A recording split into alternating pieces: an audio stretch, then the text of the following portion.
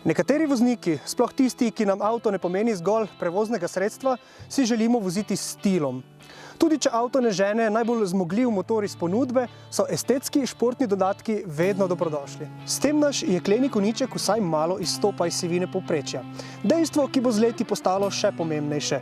Roko na srce, električni avtomobili so si po vozni izkušnji še veliko bolj podobni med seboj. Zato večina proizvajalcev nudi posebne različice svojih avtomobilov. Namenjene so tistim, ki si želijo športno privlačnega, a ekonomsko vzdržnega in vsakodnevno uporabnega avtomobila. Hyundai je svojim nadel oznako N-Line.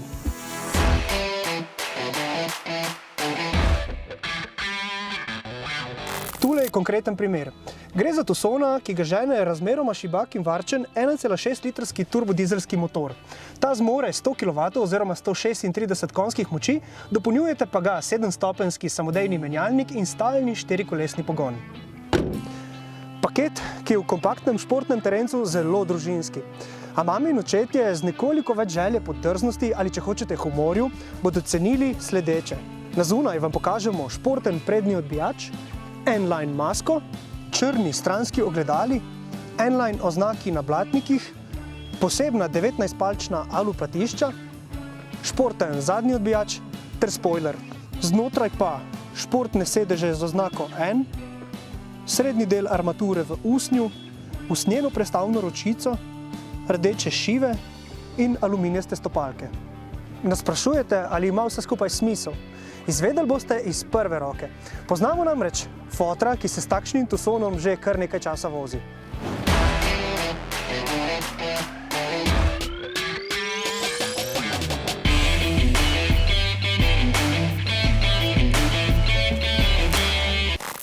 Evo družba, fotor je prišel.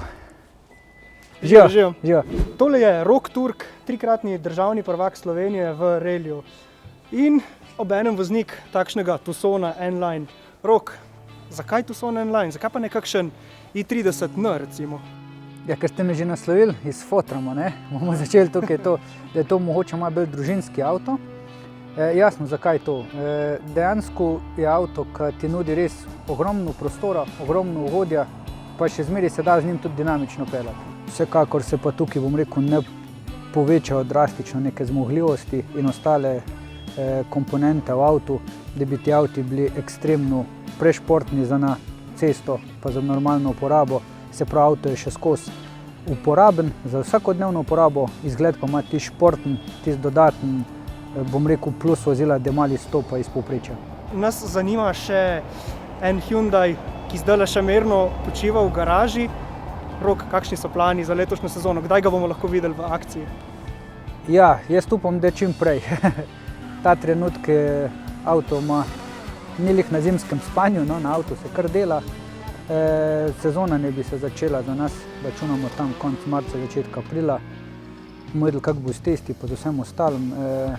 Jasno, po novitetah, ki so jih najavili, da bodo lahko za ta avto dobavljive, ki se bodo tudi zdaj pokazali v naslednjih dirkah, ker se bodo ti avti že vozili, nas v bistvu kar malo firbec smatra, kaj so pripravili, tako da v bistvu tudi sam komi čakam, no, da ga pripeljemo z garaže, prebudimo z tega zimskega počitka, pa da ga sprobamo.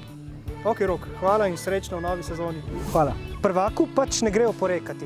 Naj dodamo samo še podatek o porabi, ki se je med našim testom gibala med 6 in 7 litri na 100 prevoženih kilometrov.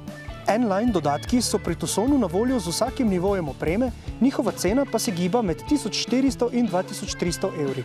Na takšnem Tucsonu z najvišjim nivojem opreme Impression boste zanje odšteli 1400 evrov, skupna cena našega testnega vozila s kopico dodatne opreme pa znaša 39 830 evrov.